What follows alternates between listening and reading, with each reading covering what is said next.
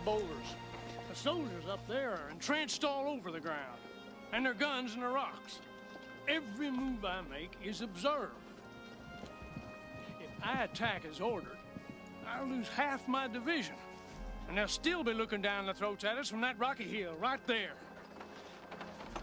We must move around to the right, sir, and take them from the rear. Sam, the commanding general will not allow a flanking movement around those hills. I argued it yesterday. I argued it all morning. Hell, I've been arguing against any attack at all. I can't call this one off. You know it. Let me move up the big round hill to the south. There's nobody on that.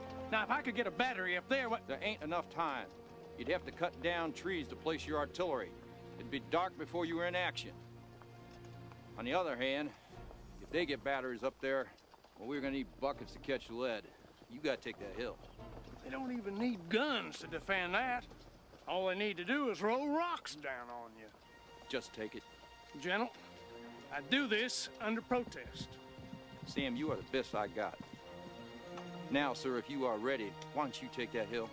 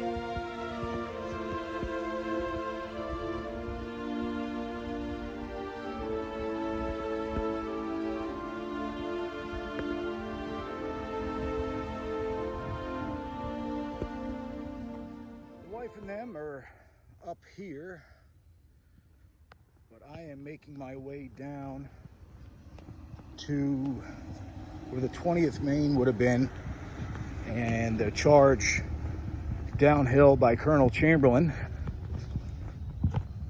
ultimately being awarded the Medal of Honor for the charge. So, sir, we ought to pull out. No, we can't do that. We can't hold them again, sir. You know that. Well, if we don't, they go on by and over the hill and the whole flank caves in. Sir, here they come. Well, we can't run away. And if we stay here, we can't shoot. So let's fix bayonets. We'll have the advantage of moving down the hill. They got to be tired, the Revs. They got to be close to the end if we are. So fix bayonets. Ellis, wait, Ellis, you take the left wing. I'll take the right. I want a right wheel forward of the whole regiment. What, you mean charge? Yes, but here's what we do. We're going to charge swinging down the hill. Just like we pulled back to this left side of the regiment, now we're going to swing it down. We swing like a door. We're going to sweep them down the hill just as they come up. Understand? Does everybody understand? Yes, sir. Okay, Ellis, you take the left wing, and when I give the command, I want the whole regiment to go forward, swinging down to the right. All right, sir. Fine. Move.